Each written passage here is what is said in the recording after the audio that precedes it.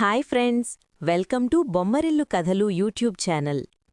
మకర సంక్రాంతి భారతదేశంలోని ముఖ్యమైన పంట పండుగల్లో ఒకటి.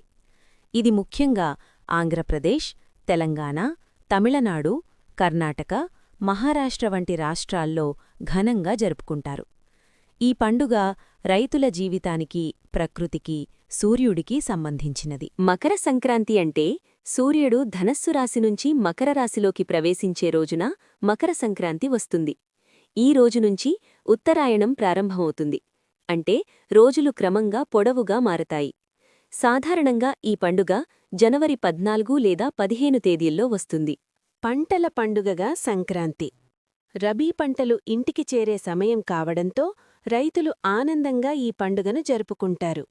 పంటలు బాగా పండినందుకు సూర్యుడికి కృతజ్ఞతలు చెప్పే పండుగే సంక్రాంతి. మకర సంక్రాంతి పెద్ద పండుగ, ప్రధాన పండుగ రోజు.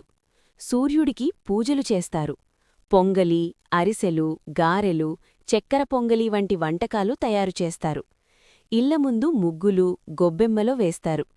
కొత్త బట్టలు ధరించి బంధువులను కలుస్తారు.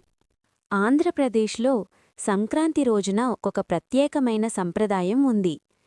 మరణించిన పెద్దలని స్మరించుకుంటూ ఆ రోజు వారికి కొత్త బట్టలు, సంక్రాంతికి వండిన వంటకాలు, పొంగలి, అరిసెలు, గారెలు, మిఠాయిలు మొదలైనవి వారి ఫోటో దగ్గర పెట్టి నమస్కరిస్తారు. ఇది మన పూర్వీకుల పట్ల ఉన్న గౌరవం, కృతజ్ఞత, స్మరణను తెలియచేసే ఆచారం.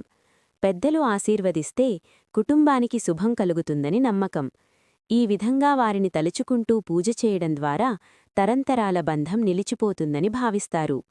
ఈ సంప్రదాయం మన సంస్కృతిలో పెద్దల పట్ల గౌరవం ఎంత ముఖ్యమో తెలియచేస్తుంది. సంక్రాంతి రోజున ఆంధ్రప్రదేశ్లో ఇళ్ల ముందర అందమైన ముగ్గులు వేయడంతో పాటు వాటి మధ్యలో లేదా పక్కన చాప లేదా పలక కూడా వేస్తారు. ఈ చాపను మరణించిన పెద్దలు వచ్చి కూర్చుంటారు అని భక్తితో, విశ్వాసంతో భావిస్తారు. వారు ఆ రోజు ఇంటికి వచ్చి ఆశీర్వదిస్తారని నమ్మకం. అందుకే ముగ్గులు ఎంతో శ్రద్ధగా, శుభ్రంగా వేసి చాపను గౌరవంగా ఏర్పాటు చేస్తారు. ఇది పూర్వీకుల పట్ల మనకున్న ఆత్మీయత, గౌరవం, స్మరణ భావనను తెలియచేసే అందమైన సాంప్రదాయం. సంక్రాంతి సందర్భంగా పెద్దలను తలుచుకోవడం వల్ల ఇంట్లో శాంతి, శుభం, ఐశ్వర్యం నిలుస్తాయని విశ్వాసం. సబ్స్క్రైబ్ చేసుకోండి. ఫాలో బొమ్మరిల్లు కథలు ఫర్ మోర్ వీడియోస్.